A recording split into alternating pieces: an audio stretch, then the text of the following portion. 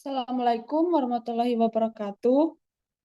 Waalaikumsalam Waalaikumsalam warahmatullahi warahmatullahi wabarakatuh. wabarakatuh. Warahmatullahi wabarakatuh. Yang terhormat Ibu dosen, selaku dosen pengampu pada mata kuliah ini, terima kasih atas kesempatan yang diberikan kepada kelompok kami untuk mempresentasikan materi kami yang berjudul analisis bahan pangan fungsional berbasis kearifan lokal pada kacang kedelai. Next. Pertama-tama saya akan memperkenalkan pemateri pada saat ini. Yang pertama ada Saudari Nurdianti, yang kedua ada Radiatul Aziza, yang ketiga ada Jessica Bahar, dan yang keempat ada Trin Setiawati, dan yang kelima saya sendiri ada Gita Lestari Datorlo. Next.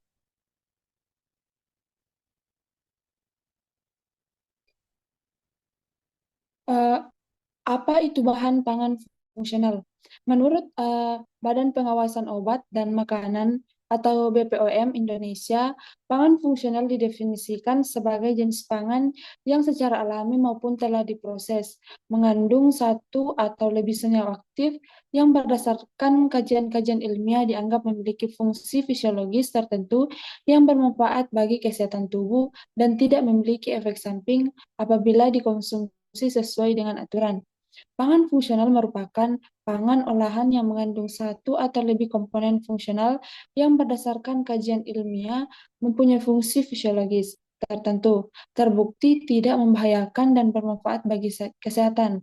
Pangan fungsional bukan merupakan obat atau suplemen makanan karena dapat dikonsumsi tanpa dosis tertentu dan dapat dinikmati sebagaimana makanan pada umumnya. Next. Untuk pemateri selanjutnya saya serahkan kepada eh, Saudari Radiatul Azizah.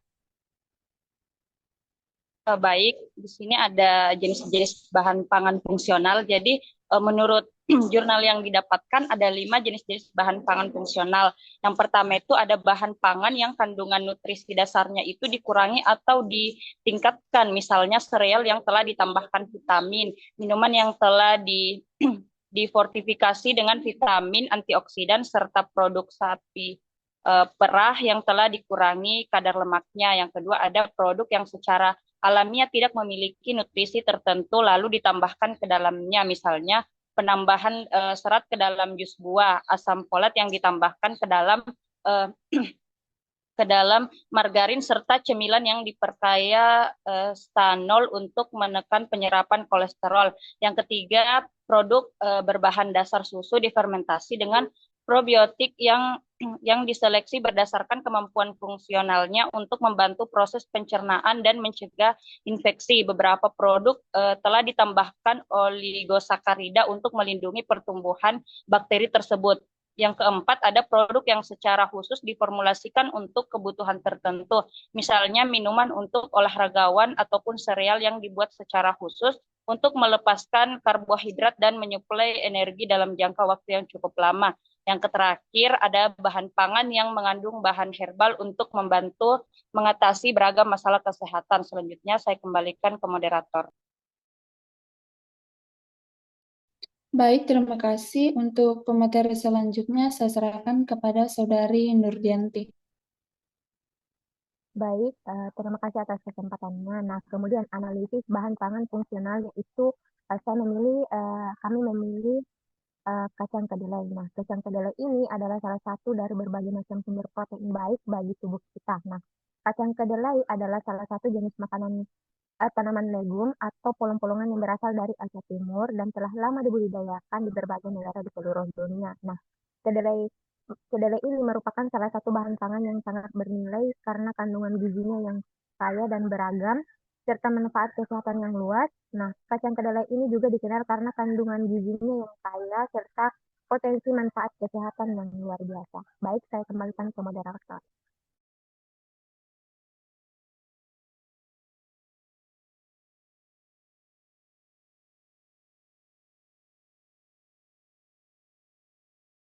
Baik, untuk pemateri selanjutnya saya serahkan kepada Saudari Trini. Baik,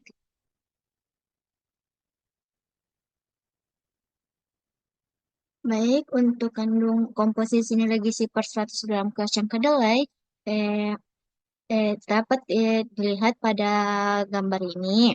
Nah, kacang kedelai merupakan salah satu bahan pangan dengan komposisi nilai gizi yang sangat lengkap dan tinggi, menjadikannya pangan fungsional yang sangat bermanfaat.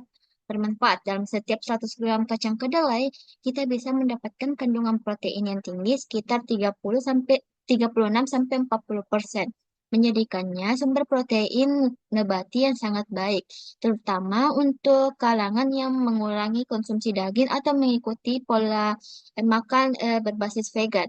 Selain itu, kacang kedelai mengandung lemak sehat yang terdiri dari asam lemak tak jenuh seperti omega 3 dan omega 6 yang bermanfaat untuk kesehatan jantung.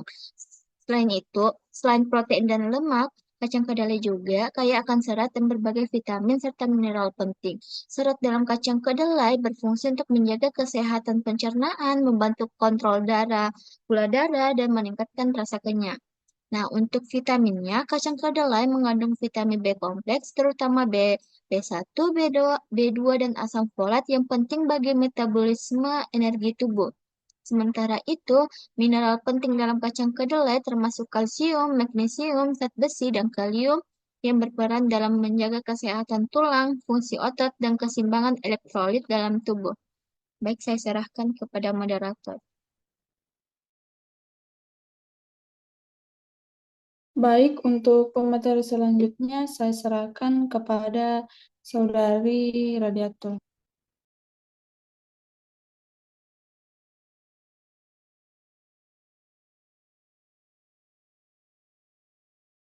Mohon maaf, untuk pemateri selanjutnya saya serahkan kepada Saudari Jessica. Adapun formulasi dari kacang kedelai itu terdiri dari 4 formula. Yang pertama itu tempe. Pada proses pertama yaitu proses perendaman dan pengupasan. Di sini kacang kedelai direndam selama 6 sampai 12 jam agar mengembang lalu kulitnya dikupas.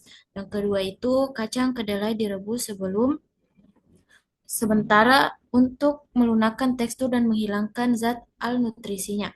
Selanjutnya itu inokulasi dengan ragi tempe. Di sini kedelai yang sudah dikeringkan dicampur dengan ragi tempe dan didiamkan dalam kondisi aerob selama 24 sampai 48 jam pada suhu ruang. Dan yang terakhir yaitu pada proses fermentasi. Dalam proses ini, miselenium jamur akan mengikat biji kedelai lalu membentuk tekstur padat dan rasa khas tempe. Kemudian yaitu eh, olahan tahu. Yang pertama itu perendaman dan penggilingan.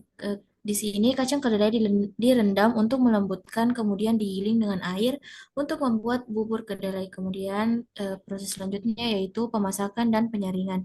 Bubur kedelai direbus untuk mengeluarkan protein, kemudian disaring untuk memisahkan ampas dari cairan kedelai. Kemudian koagulasi.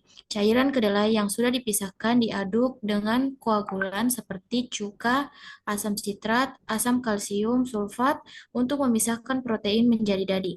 Yang terakhir yaitu pencetakan dan pemadatan. Dadi yang terbentuk kemudian dicetak dan ditekan untuk membentuk tahu dengan kepadatan dan tekstur yang diinginkan. Yang ketiga yaitu susu kedelai. Proses yang pertama yaitu perendaman dan penggilingan. Kacang kedelai direndam lalu digiling bersama air hingga menjadi bubur kedelai. Selanjutnya, penyaringan bubur kedelai disaring untuk memisahkan cairan dan ampasnya. Cairan yang dihasilkan adalah susu kedelai mentah. Selanjutnya yaitu proses perebusan.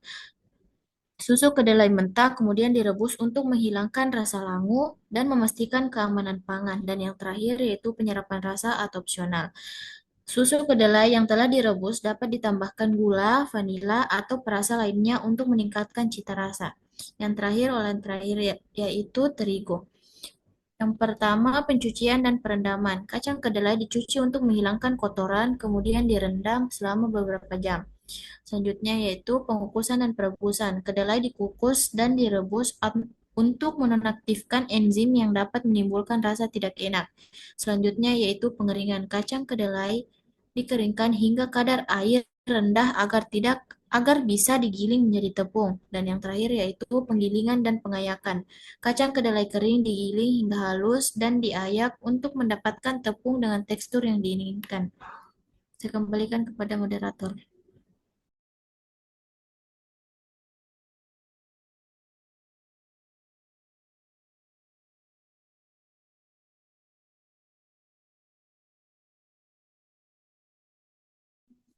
Baik, untuk pemateri selanjutnya saya serahkan kepada Saudari Trini.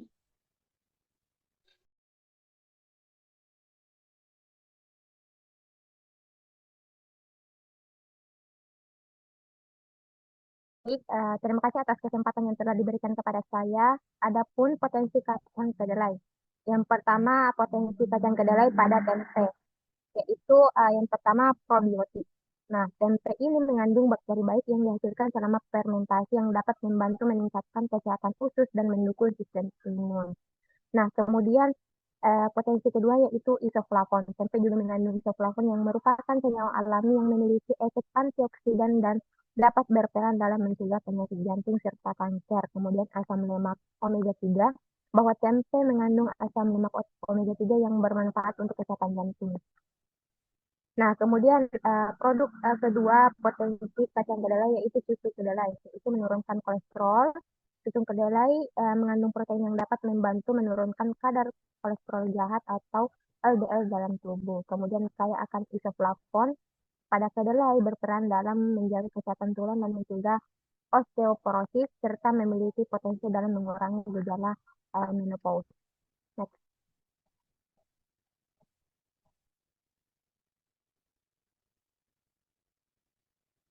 Nah, kemudian produk ketiga dari potensi kacang kedelai yaitu tahu. Nah, tahu ini juga merupakan produk olahan kedelai yang dapat diolah menjadi berbagai jenis makanan fungsional, yaitu kemudian sumber protein pada tahu ini dapat menjadi sumber protein yang baik untuk vegetarian atau vegan. Selain itu, konsumsi tahu juga berpotensi meningkatkan kesehatan otot dan tulang. Nah, kemudian potensi ketiga yaitu produk tepung kedelai, yaitu meningkatkan kesehatan jantung. Asam lemak tidak jenuh ini dapat membantu menurunkan kadar kolesterol LDL atau kolesterol jahat dan meningkatkan kadar kolesterol LDL yang dapat mengurangi risiko penyakit jantung dan stroke. Kemudian menjaga kesehatan tulang. Kemudian menjaga kesehatan tulang ini mengandung kalsium, magnesium, dan fosfor yang penting untuk pembentukan dan pemeliharaan tulang yang kuat.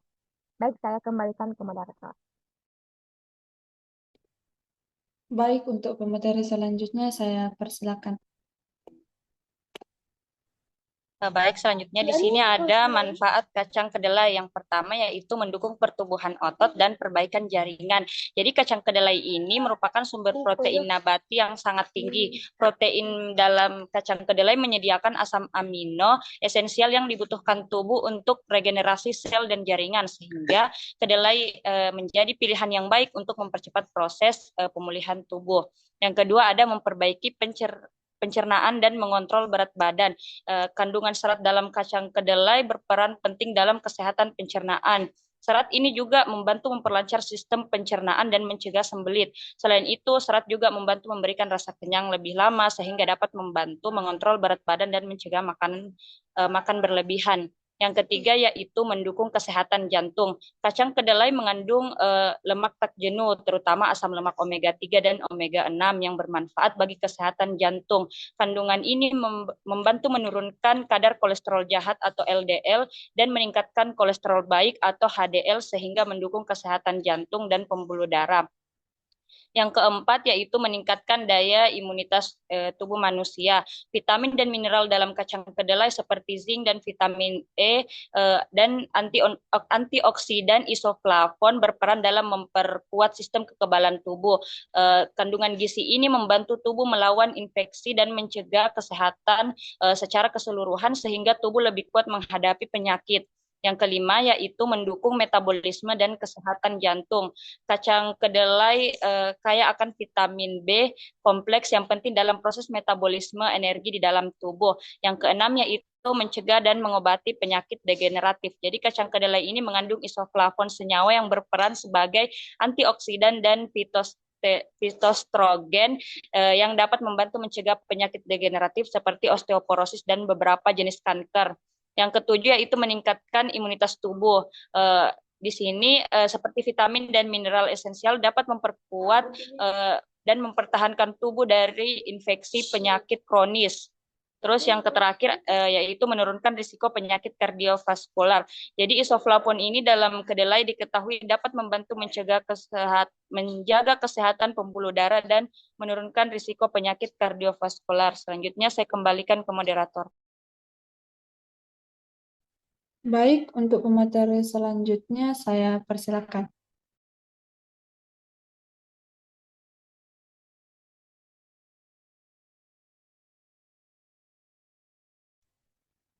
Baik, untuk kacang kedelai dikenal memiliki berbagai peran yang sangat signifikan dalam memenuhi kebutuhan gizi, yaitu yang pertama sebagai sumber protein berkualitas tinggi.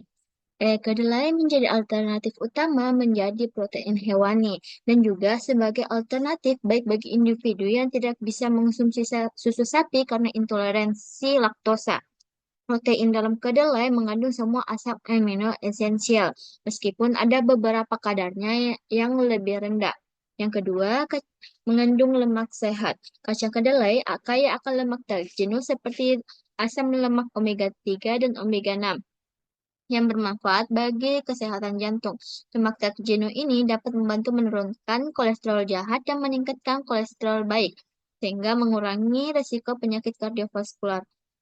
Ketiga, sebagai sumber serat yang baik.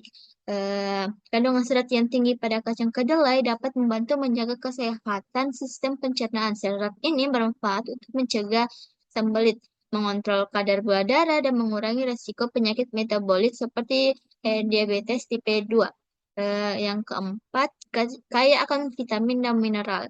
Kacang kedelai mengandung berbagai vitamin dan mineral seperti kalsium, zat besi, magnesium, kalium, zinc, dan vitamin B kompleks dan folat.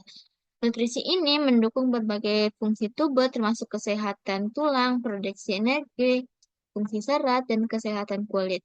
Nah, yang kelima, sumber antioksidan. Selain itu, kedelai juga memiliki isoflavon yang berfungsi sebagai antioksidan dan fitoestrogen.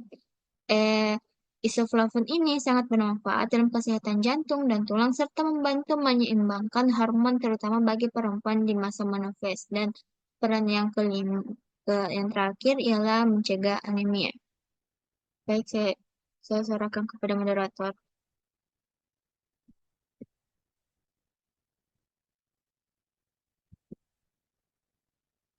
Baik, untuk pemateri selanjutnya saya persilakan. Nah, di sini kontribusi kacang kedelai terhadap solusi masalah gizi. Kaya protein berkualitas tinggi dengan semua asam amino esensial serta karbohidrat dan serat yang baik untuk pencernaan. Kandungan lemak tak jenuh termasuk omega 3 dan omega 6 mendukung kesehatan jantung. Kacang kedelai juga menyediakan vitamin B kompleks, vitamin E dan mineral serta zat besi, kalsium, magnesium dan kalium. Kacang kedelai Kacang kedelai penting untuk kesehatan tulang. Yang dimaksud kesehatan tulang di sini karena kacang kedelai kaya akan kalsium, magnesium, fosfor, dan protein yang penting untuk kesehatan tulang. Isoflavon dalam kedelai berfungsi sebagai antioksidan dan membantu keseimbangan hormon. Adapun keluhan penyakit yang dapat diobati dalam kacang kedelai ini yaitu kolesterol tinggi, diabetes, osteoporosis, kanker, sembelit, atau masalah pencernaan dan pengaturan berat badan. Baik, saya serahkan kepada moderator. Next. Baik, untuk kesimpulan pada materi kami yaitu kacang kedelai adalah jenis kacang-kacangan yang kaya akan protein, serat, dan nutrisi penting lainnya. Bijinya berwarna kuning, coklat, atau hitam, dan sering dijadikan bahan makanan. Kemudian manfaat menjaga kesehatan jantung, mendukung kesehatan tulang, dan mengurangi risiko kanker.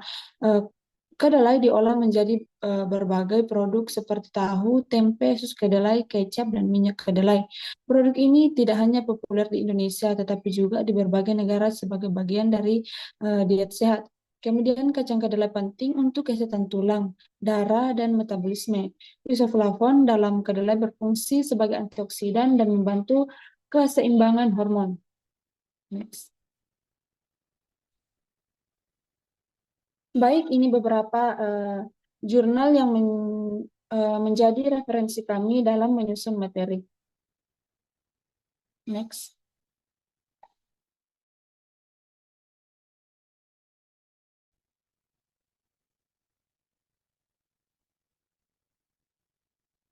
Baik, itulah materi kami pada saat ini. Kurang dan lebihnya mohon dimaafkan. Terima kasih.